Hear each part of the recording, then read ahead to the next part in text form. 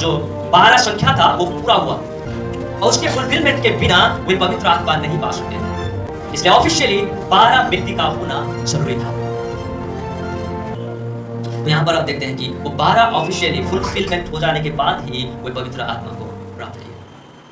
अगर वो 12 फुलफिलमेंट नहीं होते, पवित्र आत्मा प्राप्त नहीं कर पाते। जब 12 संख्या फुलफिलमेंट हो गया तब पवित्र आत्मा उतरी और उन सभी के ऊपर आकर ठहर गया और वे अन्य भाषा बोलने लगे। और जब पतरस प्रचार करने लगा तो 11 के बीच 11 की गिनती आए। 12वां पतरस था जो खड़े होकर प्रचार कर रहा था।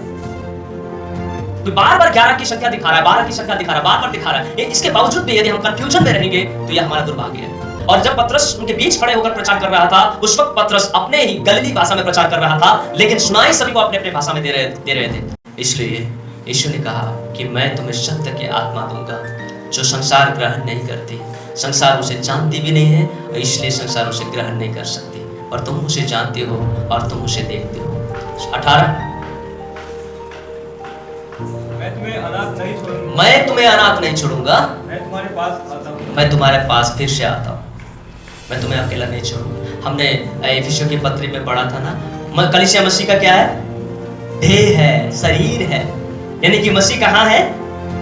आप में और हम में है। मसीह कहाँ है? मंडली में है। मसीह कहाँ है? चर्च में है। आप में और हम में मसीह है। मसीह आज आपके और हमारे में वास करता है। वो सत्य की आत्मा, वो सत्य की आत्मा जो प्रेरितों को दिया गया, प्रेरितों को प्रतिज्ञा किया, प्रभु यीशु मसीह में तुम्हें अनाथ नहीं छोड़ूंगा क्योंकि मैं तुम्हारे पास आता हूँ, मैं तुम्हारे पास आता हूँ। चेले शायद उस समय इस बात को ना समझ पाया, लेकिन जब पवित्र आत्मा पाया तो उन्होंने इस सारी बातों को समझ लिया। अंत में हम देखेंगे क्या है आत्मा का फल जो मुझ में फलना चाहिए। जो प्रभु यीशु मसीह के द्वारा की गई प्रतिज्ञा चेलों को मिली और चेले के द्वारा सुने गए सुसमाचार 3000 लोगों को मिले, और आप और हम प्रभु के दासों के द्वारा सुनकर उसके वचन को ग्रहण करके पवित्र आत्मा का छाप लगे और हमको मिले। परमेश्वर का सामर्थ्य, परमेश्वर का परिपूर्णता, परमेश्वर का विनाश के अधिकार एक चेन बाय चेन हमारे बीच में आए। आज आप और हमारे बीच में है, आज आप और हमारे बीच में है। तो वो चाहता है कि यदि हमने पवित्र आत्मा पाया है तो हमारे द्वारा परमेश्वर की महिमा होना चाहिए। वो चाहता है यदि हमने पवित्र आत्मा पाया है तो हमारे जीवन के द्वारा स्तोत्र रूपी बलिदान उसको अर्पित होना चाहिए। वो चाहता है कि हमारे जीवन से दिन प्रतिदिन उसकी आराधना होना चाहिए। साथ ही साथ वो ये भी चाहता है कि हमारे जीवन में पवित्र आत्मा का फल भी फलना चाहिए। यूहन्ना रचित सुसमाचार 15 अध्याय 5 और 6 पद।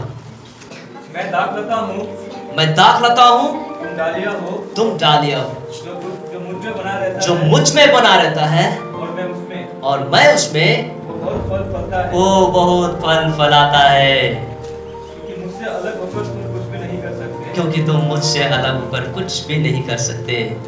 यदि कोई मुझ में बना ना रहे, यदि कोई मुझ में बना ना रहे तो वह डाली के समान फेंक दिया जाता है, वह उस डाली के समान काट कर फेंक दिया जाता है और सूख जाता है, और सूख जाता है, और लोग उन्हें बटोर कर आग में झोंक देते हैं, और लोग उन्हें बटोर कर आग में झोंक देते हैं और वे जल जाते हैं। और वो जल जाते हैं, भस्म हो जाते हैं। याद रखें, यदि आपने और हमने पवित्र आत्मा पाया है, यदि आपने और हमने विरास का वो धन और अधिकार पाया है, यदि आप और हम क्रिस्ट का मंडली है, क्रिस्ट का देह है, तो उस देह में यदि फल नहीं है तो वो काट डाला जाएगा। वो क्या कर दिया जाएगा? काट डाला जाएगा। यानी कि हमारा उद्धार खारिज कर दिया जाएगा, हमारा मुक्ति, हमारा मिरास, हमारा अधिकार, हमारा पावर, हमारा शक्ति सब छीन लिया जाएगा, जिस तरह से लूसीफर से छीन लिया गया था। हम खो देंगे। So we must be very serious with our life. हम अपने जीवन से अपने आप को बहुत ही गंभीर रखना चाहिए, गंभीर होना चाहिए इस विषय में। यदि हम लापरवाह हुए तो विनाश हमारा निश्चय है, विनाश हमारा निश्चय है। परमेश्वर ने हमें नरक के द्वार में ले जाने के लिए नहीं रचा। परमेश्वर ने हमें नरक ले जाकर नष्ट करने के लिए अपने पुत्र यीशु का बलिदान नहीं दिया, त्याग नहीं किया, परंतु परमेश्वर ने उस शैतान को, उस दुष्ट को नरक में डालने के लिए नरक कुंड का तैयार किया है, मनुष्य को डालने के लिए नहीं। लेकिन आज हम कहाँ चुक जाते हैं? हम फल नहीं फला सकते, हम हर समय परमेश्वर को महिमा नहीं दे सकते। हमारे शब्द, हमारे व्यवहार, हमारे बोली वचन, हमारे प्रतिदिन के जीवन के द्वारा हम परमेश्वर को महिमा नहीं दे सकते, तो हमारा उद्धार निश्चित नहीं हो सकता। हमारा उद्धार निश्चित नहीं हो सकता। वो काट डाला जा सकता है, वो नष्ट किया जा सकता है, आग में झोंक दिया जा सकता है। सो प्रभु यीशु मसीह चाहता है कि हमने पवित्र आत्मा पाया है तो हमारे जीवन में क्या होना चाहिए? पवित्र आत्मा का फल होना चाहिए। गलती 5:22 से लेकर 26। और आत्मा का फल प्रेम, और आत्मा का फल, पहला फल प्रेम, आनंद, दूसरा आनंद, शांति, तीसरा शांति, धीरज, चौथा धीरज, कृपा, पांचवा कृपा, भलाई, छठा भलाई, विश्वास, सातवां विश्वास, नम्रता आठवां नम्रता, और संयम है। नौवां संयम। 9 kinds of fruits must be bear in our life. ये 9 प्रकार का जो फल है हमारे जीवन में होना अति आवश्यक है। हमारे बीच में कोई ऐसा है जो बहुत जल्दी गुस्सा करता है। वो भी थोड़ा सा कुछ बोल दे झटाक से गुस्सा करता है और कुछ फेंक देता है, कुछ बोल देता है, कंट्रोल नहीं होता। That means संयम नहीं है, धीरज नहीं है, वो फल हमारे जीवन में नहीं है।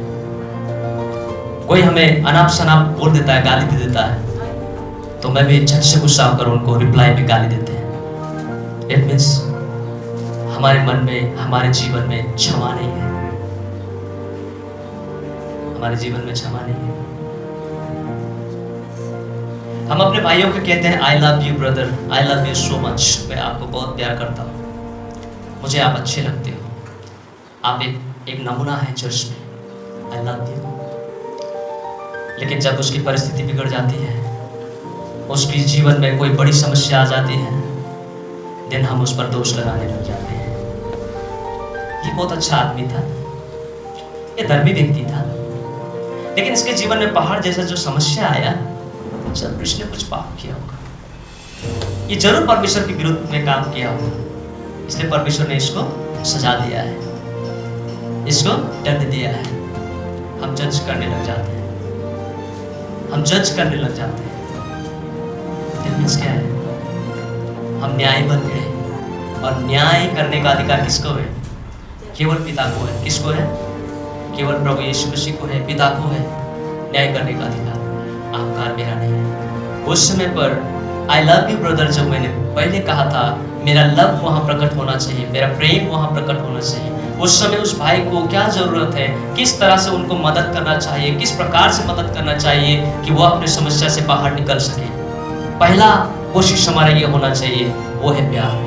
प्रभु यीशु मसीह ने पापियों से नहीं कहा तू तुच्छ है, तू निकम्मा है, तू अपवित्र है, तू अशुद्ध है, मेरे सामने से चला जा, नहीं कहा, नहीं कहा।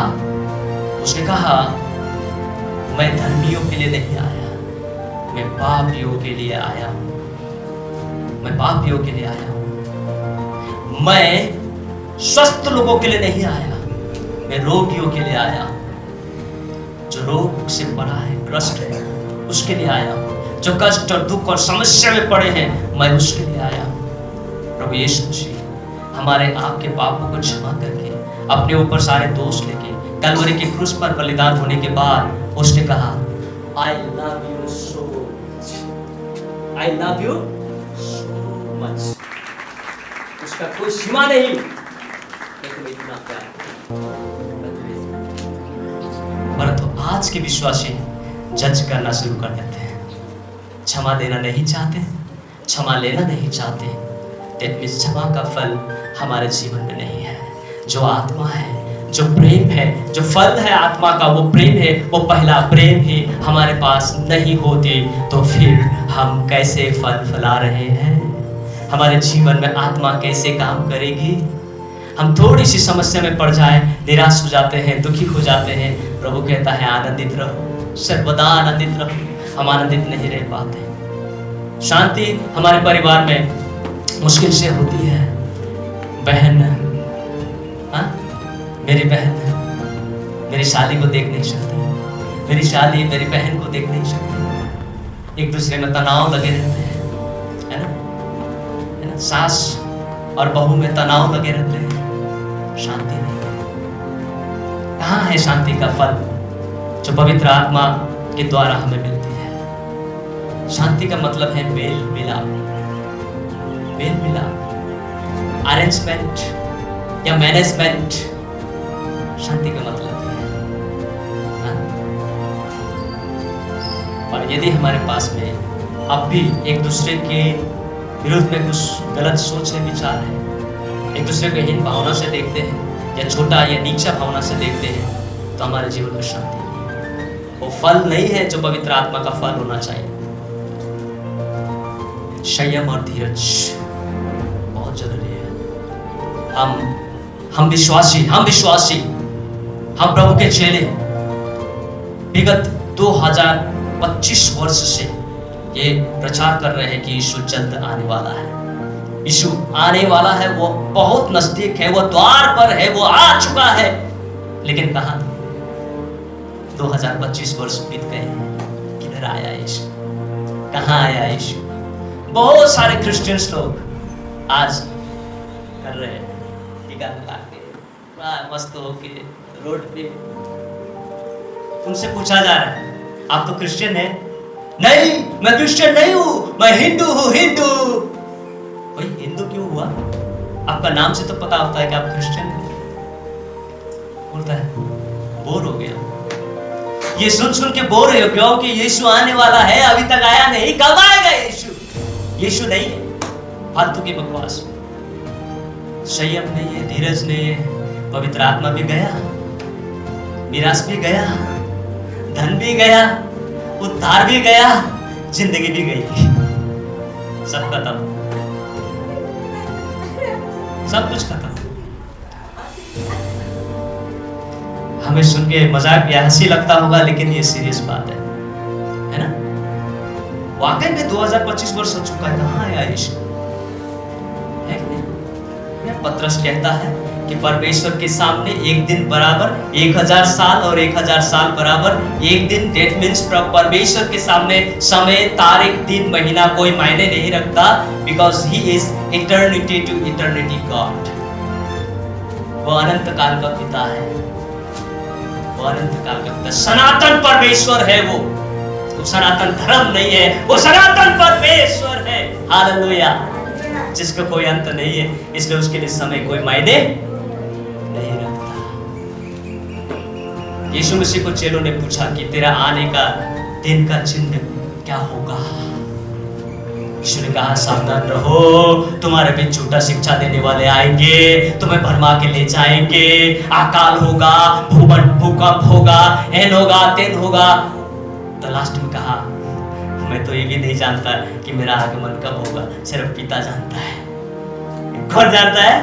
सिर्फ पिता जानता है। पहली शताब्दी से लेकर आज तक भूकंप हुए जा रहा है, पहले शताब्दी से लेकर आज तक युद्ध और लड़ाइयाँ हुए जा रहा है, लोग मारे जा रहे हैं। पहले शताब्दी से लेकर आज तक क्या क्या नहीं हुआ है लेकिन कहाँ तो यीशु आया। झूठे शिक्षा में फंसने पर हम यीशु के आने के दिन को इंतजार नहीं कर सकेंगे। यीशु ने जो कहा उसे समझने की जरूरत है। मत्ती 24 और 25 को गौर से पढ़ने की जरूरत है। यदि हम नहीं पढ़ पाए, नहीं समझ पाए, तो हम भ्रम में पड़ जाएंगे, अपना उद्धार खो देंगे, अपने जीवन नष्ट कर देंगे और मसीह को हम गलत साबित करने का कोशिश करेंगे। डेट मीन्स हम अपने आप को गलत साबित करते हैं, अपने आप का विनाश करते हैं, अपने आप का नाश करते हैं। सो आगे भी हम देखेंगे, लेकिन आज यहीं तक हम रखते हैं कि वो चर्च जिसको प्रतिज्ञा की गई थी वो है चर्च ऑफ क्राइस्ट। वो बुलावट, जिस बुलावट के आशा से हमें बुलाया गया था, वो है मिरास, उत्तराधिकार, जो यीशु मसीह के द्वारा हमें मिलने वाली है। और यीशु मसीह जो सर्वोपरि है, सर्वव्यापी है और सर्वशक्तिमान है, शिरोमणि है, वो अपने सारे उस अधिकार को कलीसिया को दे दिया है। अब कलीसिया शिरोमणि है, कलीसिया सर्वोपरि है, कलीसिया ही वो अधिकार को प्राप्त किया है कि कलीसिया एक मत होकर यदि पृथ्वी में किसी चीज को बंद होने की बात कहेगी, वो बंद हो के रहेगा, और जो चीज को खोलेगा वो खोल के रहेगा। स्वर्ग में भी और इस पृथ्वी में भी। इतनी पावर, इतनी शक्ति कलीसिया को दी है, परंतु वो कलीसिया बाइबल की कलीसिया होनी चाहिए, मैन मेड कलीसिया नहीं होनी चाहिए। Hallelujah. God bless you all. परमेश्वर हम सभी को आशीषित करे। धन्यवाद। जय मसीह।